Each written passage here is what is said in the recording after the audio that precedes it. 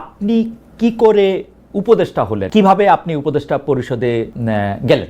5 আগস্টের পর যখন সরকার গঠন প্রক্রিয়া চলছিল, 5 থেকে 8 আগস্ট এই সময়টাতে, 5 আগস্টে আমরা সবাই একটা জায়গায় তো একমত ছিলাম যে প্রধান উপদেষ্টা হবেন ডক্টর মোহাম্মদ ইউনূস।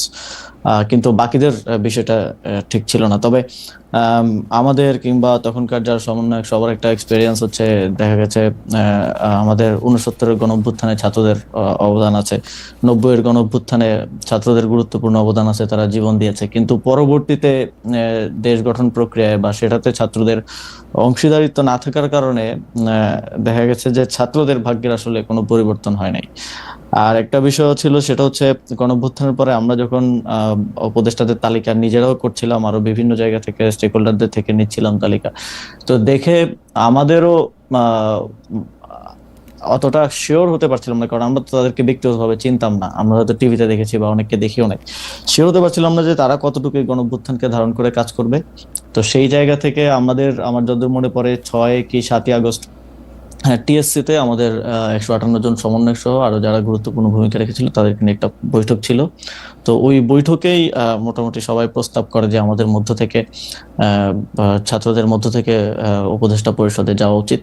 এবং সেখানে যদিও বাকি স্টেক হোল্ডারদের থেকে, যেমন তখন আহ, আহ, সেনাবাহিনী একটা স্টেক হোল্ডার ছিল, তারপরে রাজনৈতিক দলগুলো স্টেক হোল্ডার ছিল, তো আহ, উপদেষ্টা পরিষদে যাওয়া উচিত। তো সব দিক থেকে ইয়ে হচ্ছিল যে 2 জন গেলে তারপরে সেখানেই সবাই মিলে সিদ্ধান্ত নেয় যে নাহিদ ভাই এবং আমি উপদেষ্টা পরিষদে যাব প্রাথমিকভাবে। পরবর্তীতে তো মাহফুজ ভাই হুম। মাননীয় প্রধান উপদেষ্টার বিশেষ সহকারী হন এবং পরবর্তীতে উপদেষ্টা হন। কারা উপদেষ্টা হবেন সেই সিদ্ধান্ত কি আপনারাই নিচ্ছিলেন, যারা না, আমরা সমন্বয়ক? আমরা একটা প্রক্রিয়ার মধ্য দিয়ে গিয়েছি। সে সময়টায় আমরা একটা লিয়াজু কমিটি করেছি, আপনি যদি হুম। মনে করতে পারেন। জি। সেটার লিড দিচ্ছিলেন আমাদের বর্তমান উপদেষ্টা মাহফুজ আলম, এবং আরো 4-5 জন যারা বিভিন্ন সোসাইটির বিভিন্ন সেক্টরের সাথে বিভিন্নভাবে সম্পৃক্ত, হুম হুম। ছাত্রদের মধ্য থেকেই। তো ওনারা মিলেই বিভিন্ন স্টেক হোল্ডারদের সাথে, যেমন বিএনপির সাথে আলোচনা হয়েছে উপদেষ্টা পরিষদ নিয়ে। আমাদের মাননীয় প্রধান উপদেষ্টা ডক্টর মোহাম্মদ ইউনূস স্যার একটা লিস্ট পাঠিয়েছিলেন আমাদের কাছে, সেখান থেকে ইনক্লুড হয়েছে, স্যার নিজে অনেককে ইনক্লুড করেছেন।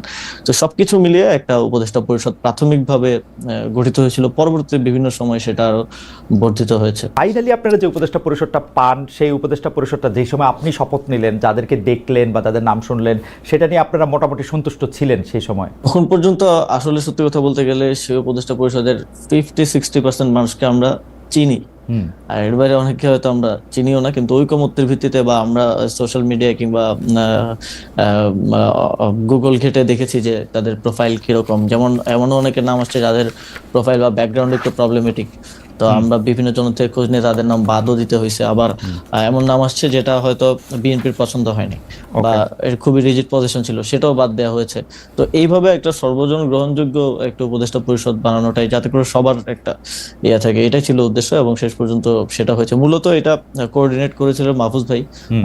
যে লিয়াজু কমিটি হয়েছিল তারাই। কারণ আমাদেরকে আবার অনেকগুলো যারা নেতৃত্বে ছিলেন তাদের অনেকগুলো দিকে আসলে মেনটেন করতে হচ্ছিল। তো আমরা দেখেছি, আমরা অবগত ছিলাম, বাট পুরো জিনিসটা প্রক্রিয়াটা মাহফুজ ভাই সহ ইয়ে করেছিলেন।